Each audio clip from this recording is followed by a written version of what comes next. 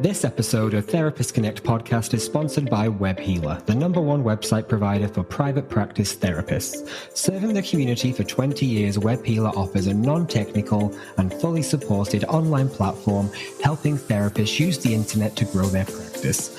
Whether you need a website, a booking system, or even a secure email address for your practice, WebHealer can help. Contact WebHealer today via www.webhealer.net and use the coupon Therapist Connect for £100 off their Do It For Me service.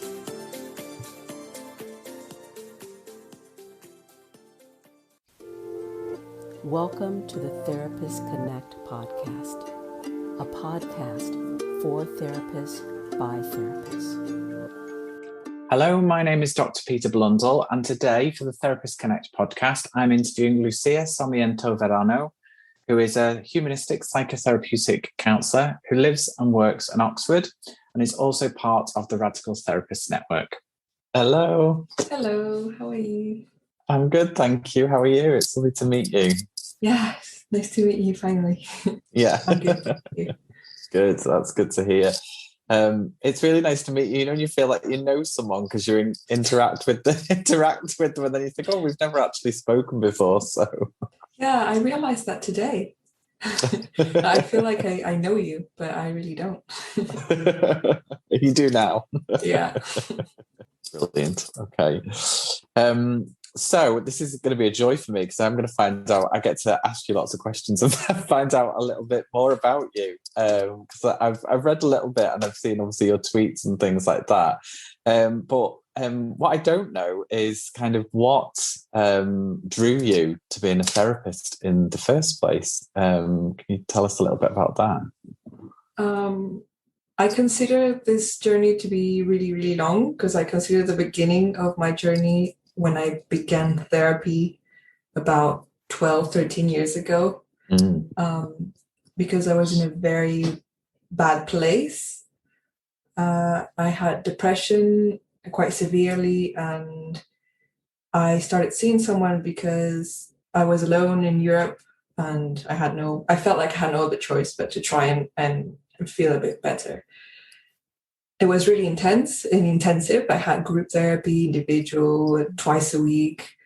And I didn't really imagine that I would end up being a therapist myself, but I guess I could have predicted it a little bit because I enjoyed it so much. I mean, it was really hard, but the safety of the space, the relationship that one gets to have in the therapeutic space, to me felt very special and very needed.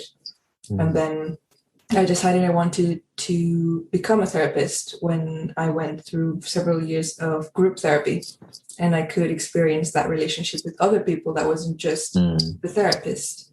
And it was absolutely magical.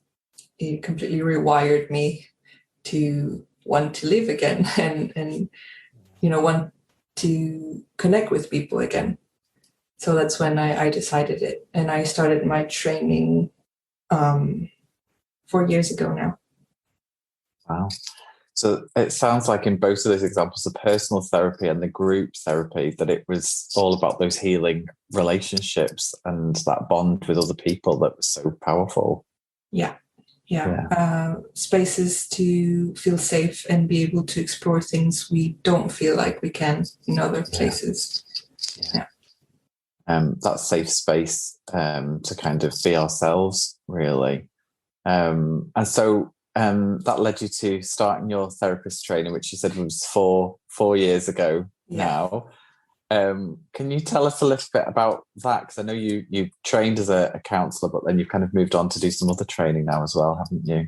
Yeah, so I trained as a humanistic counsellor. My training was a mix between transactional analysis, Gestalt, and person-centered.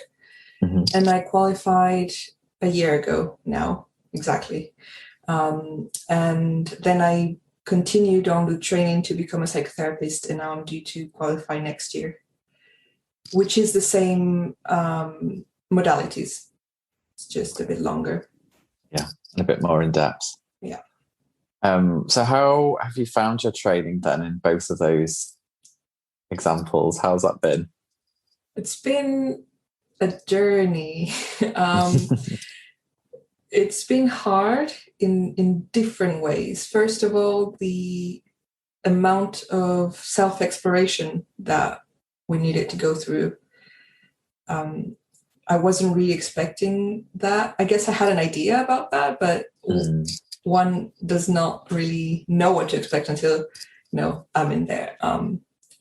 The hardest part for me was doing that in a big group, in a group of people that I hadn't met before.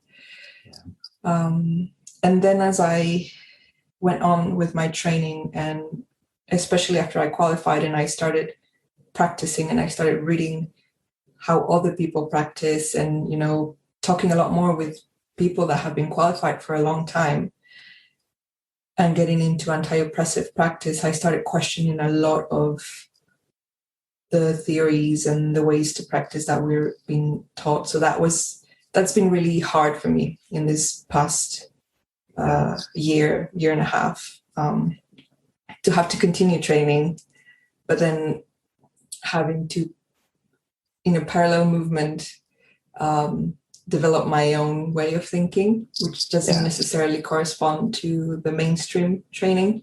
Yeah, it's been a challenge. I imagine it is. There was a couple of things that stood out to me there when you were talking. One was when you were talking about doing your personal development, but in a big group.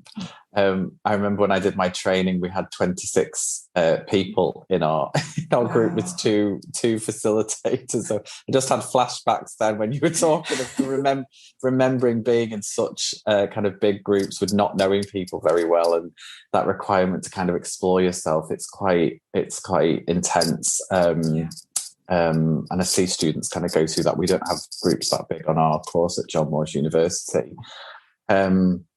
But then the other bit that you were talking about there in terms of learning about an approach and a modality or multiple approaches, but then also trying to have a critical eye and lens over that. And I think all courses should be open to that and to be having those conversations. But I can understand how sometimes that might, for a student, that might be quite jarring, sometimes not always being able to challenge maybe some of the things that are being taught. Yeah, it is difficult, especially because we're still being not judged, but we need to qualify, and for that we might come across trainers or markers that will not take it very well if we criticize some of the things or we show that we don't agree fully. So we need to be careful with that. And that's a really difficult thing to navigate, isn't it? I mean, personally, I always feel like I would mark students higher if they were critically engaging with a topic and kind of looking at it from different perspectives. But I appreciate that it's a personal thing, isn't it? And other people might not approach it in that way.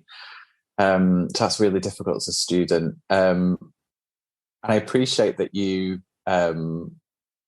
go through that journey on social media, don't you? So you talk a lot about anti-oppressive practice and power dynamics and things like that on social media. So I suppose you have some form of outlet for it.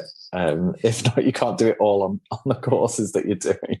Yeah, exactly. I'm eternally grateful for social media. Twitter all the way. Yes.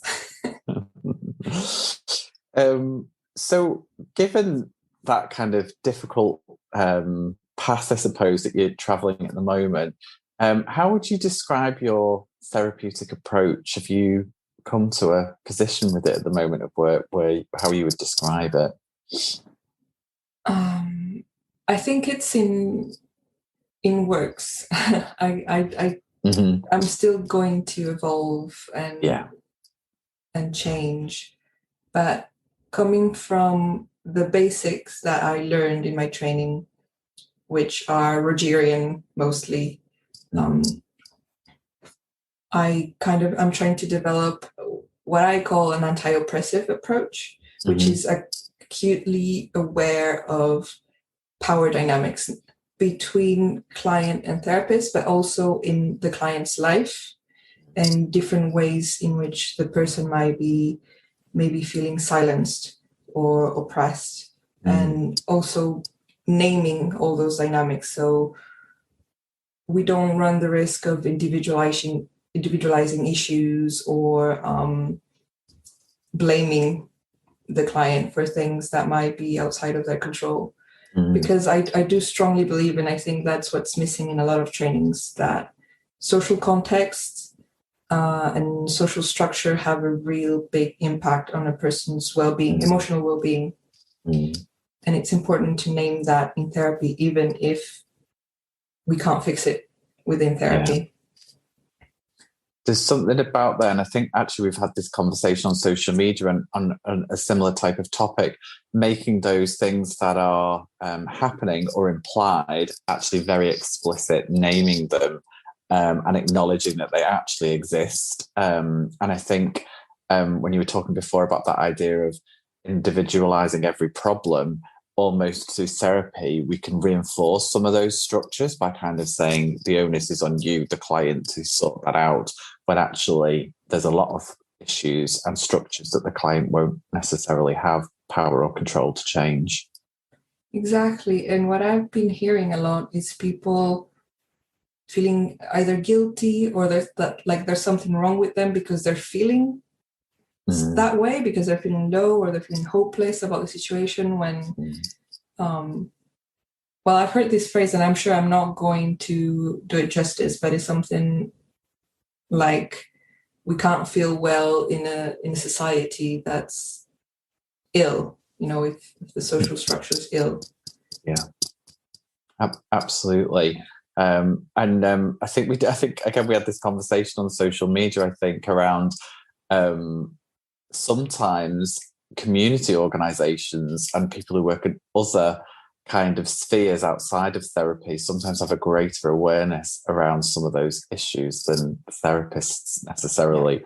I mean, I don't know about all different types of training, but I know that there are lots of training that are limited that don't even look at that kind of perspective during their training. So I think it's really important that we talk about it. And I also really appreciate the awareness raising that you try and do on social media around some of those discussions and some of those issues. Thank you. It's nice to know it's appreciated. It is, absolutely. Sometimes fear I'm like the angry little therapist because I'm raising all these issues. I think for me, it's one of those things on social media where there is a lot of opinions thrown around, but I think sometimes you might not see people maybe commenting or liking, but I think that they're out there and it gives people thought to take away and reflect. So I think there might be work being done that isn't always seen on social media, because I know sometimes it can feel like tweeting out to a kind of an empty void, can't it? Nobody replies. It's reminds me of large personal development groups where you speak and kind of nothing comes back, but I think people are listening and taking notes, so don't stop. Okay. Thank you. Moving a little bit away from kind of what we were talking about then, but if there was any kind of people thinking about entering training as a therapist, is there any advice that you would give to them around entering either the profession or entering therapy training? There's probably loads of advice I could give, but because it's really a very obscure path. We don't know much. I mean, at least I didn't know much about therapy and the different modalities and options for training before entering training. So maybe I would have done a lot more research than I did before entering training about the modalities, for example, and what they really are like, and what's the philosophy behind them, and if they go with my values, etc., and also about different training organizations. For example, I did not know what the difference between BACP accredited training and UKCP accredited training was until I started. And that might cater to different needs for different careers. So that's really important.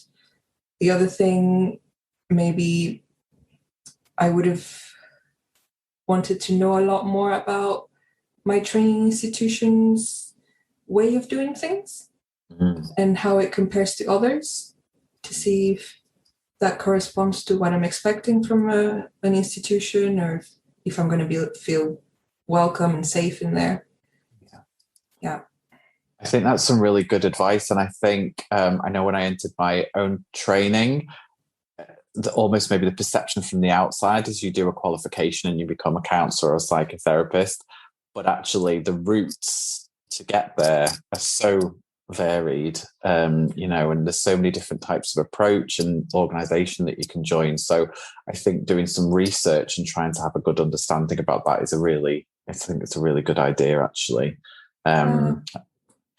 Sorry. It's okay. I would probably, the best way of doing that is talking to qualified counselors about their training. Yeah. That's hopefully how some of these podcasts help people actually. Yeah. Is kind of actually having a listen about some of the routes that people took in their training, because it's without that, I think it's quite difficult to navigate, I think. So I'd agree with that. What are kind of the rewards and the challenges that you've had then so far over the course of your career as a therapist? Over the course of my still very short career as a therapist. Well, one of the first challenges was actually setting up in private practice, because I don't know about other trainings, but I didn't have any guidance on that. So I had to look for workshops, which were very, very good, actually, the ones I attended, and different bits of information here and there. It's quite hard to find really precise information about taxes, for example, or insurances and different options, etc. So that was a lot of work at the beginning, and I'm still learning. Then I suppose I'm not alone when I say when I just qualified, I still didn't know what I wanted to specialize in or what client type I preferred, or because a lot of people say, well, I've heard people say we can be generalists, people work like that, but I'm not too sure about that. I mean, I don't think we should choose something, but I think it's natural that we all have different interests depending on our own experiences as human beings. Yeah. So I think it would have been a good idea to know more about that before starting my own private practice. And the rewards, well, just a job. I'm not jaded yet about I'm recently qualified. No, I really, really enjoy working with clients. It's extremely rewarding. And I think I mentioned right earlier that the part I enjoy the most about this work is actually seeing people find their voice when their feelings or their experiences have been minimized or denied. And then after a while in therapy, they start being more and more sure about how they feel and how they think, and not doubting themselves. Yeah. That's really, really good to see.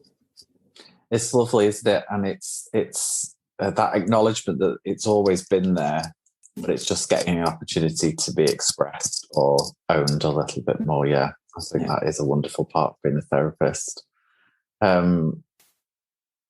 What do you think is the biggest challenge that we face as a profession from your point of view?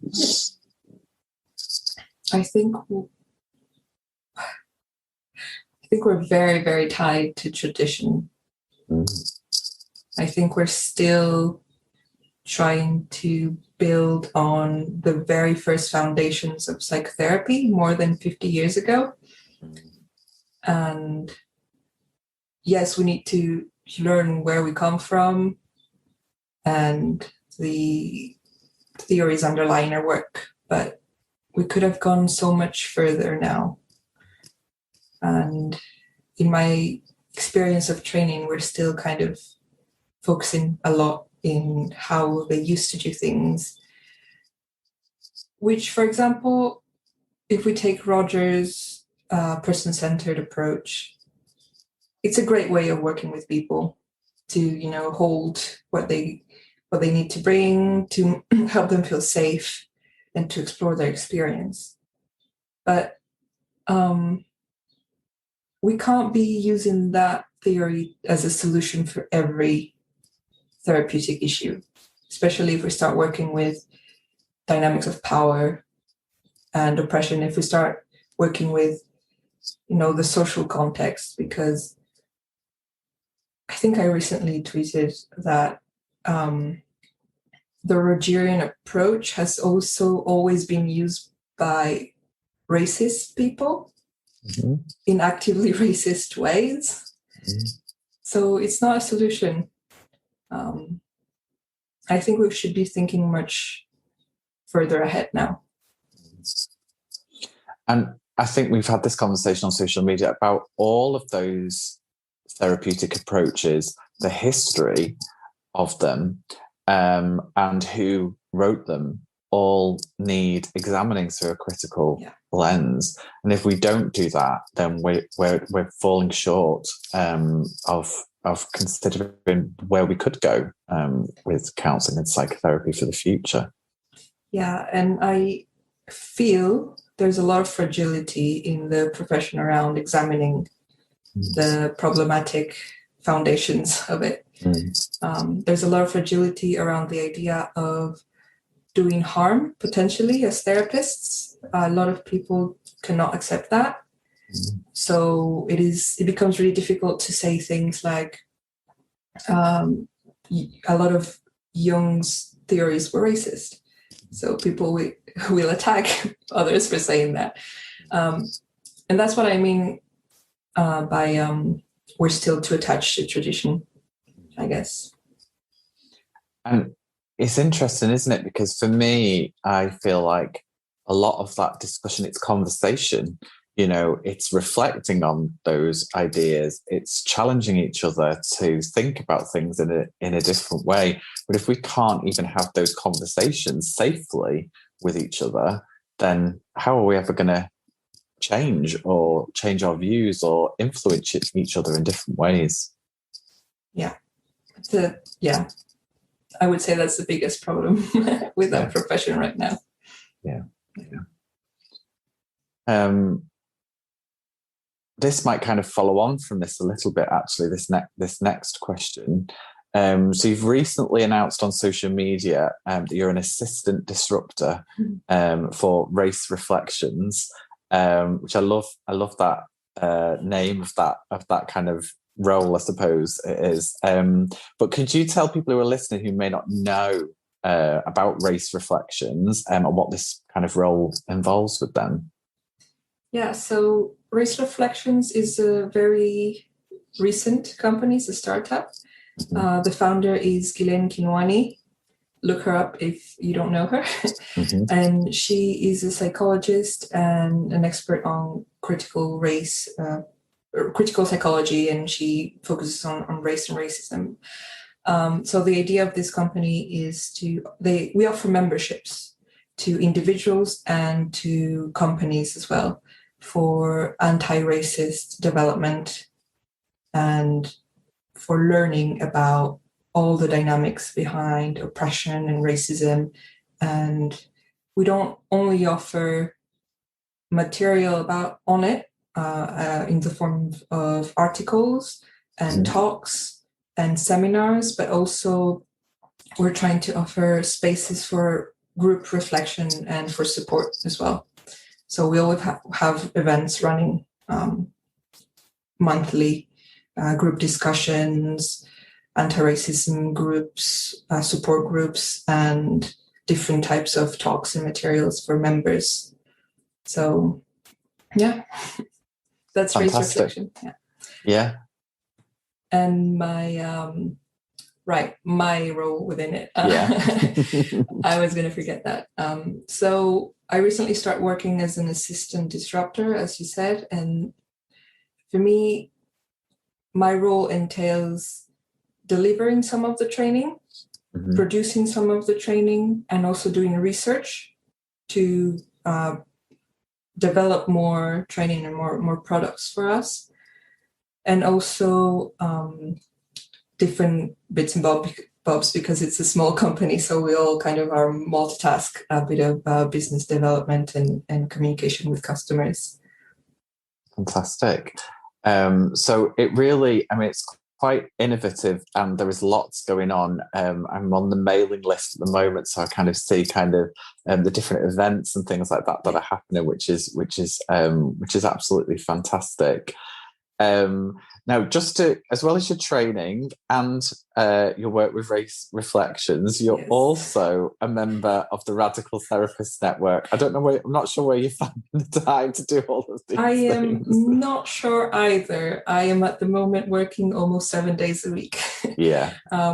But it's also fascinating and needed. So yeah, I'm happy with that for now. So the Radical Therapist Network, it was founded last year at the beginning of the first lockdown. And it's a space for counselors and psychotherapists to educate ourselves, to support ourselves through, we have different support groups as well. We have regular meetings, we have peer support, supervision, and we also organize events like talks and workshops and seminars for therapists around subjects of oppression. So either working with gender, working with sexual orientation, or working with marginalized groups, racism, or other kinds of oppression.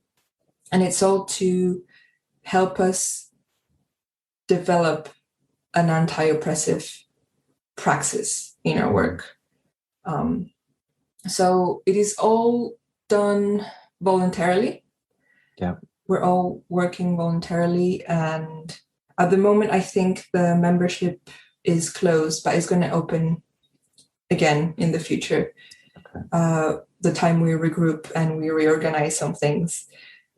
But it's an extremely exciting project, and I really hope more people join us, because there's loads of incredibly experienced, knowledgeable therapists in the network that are willing to share their knowledge with other members and support each other in this anti-oppressive journey, which is a hard journey, because we need to put into question so many of the things we've learned about ourselves and the world, and we can feel really vulnerable in this journey. So having a community to do it is really good.